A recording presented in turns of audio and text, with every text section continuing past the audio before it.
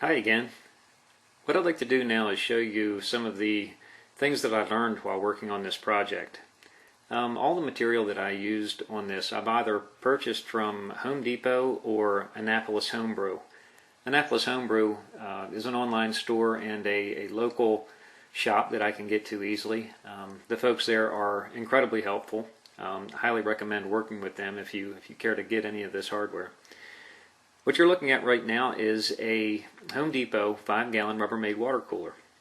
The Home Depot water cooler essentially comes with the orange jug, the white lid, and another freebie that I found invaluable for this project is the cup holder.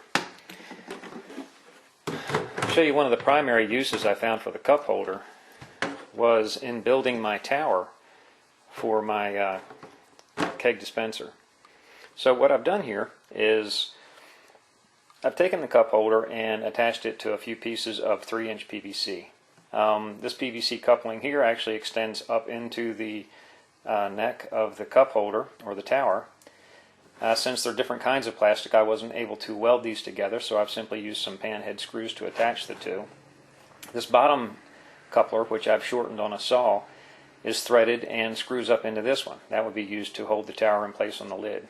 Now, because the cup holder was a little bit too tall, I cut a center section out and built a sleeve for my cap that allows me to attach the cap using some screws in behind and have a nice tower.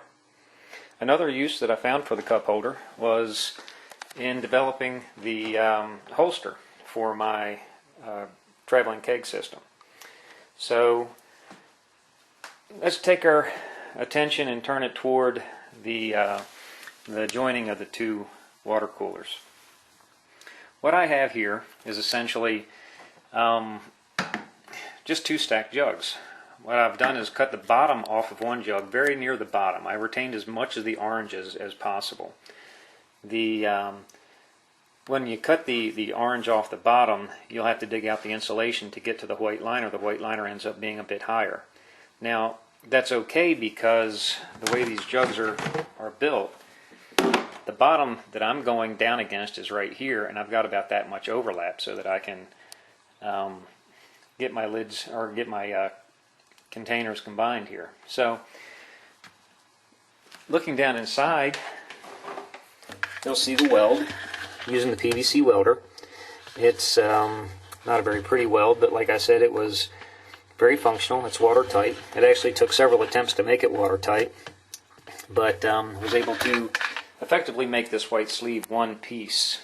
When that happened, I didn't even need to attach the two orange jugs together. It's solid now. For CO2, I'm using a paintball CO2 and a CO2 to go adapter going to my regulator. Something else that I found at Walmart that I'm anxious to try and haven't yet is this Impact CO2 cartridge. It's a much smaller cartridge, but for $15 you can end up with two of these CO2 cartridges and an adapter that gets you to the paintball size, which then you could just replace this heavier, larger black bottle with. Now, again, at Annapolis Homebrew, I got my hose fittings.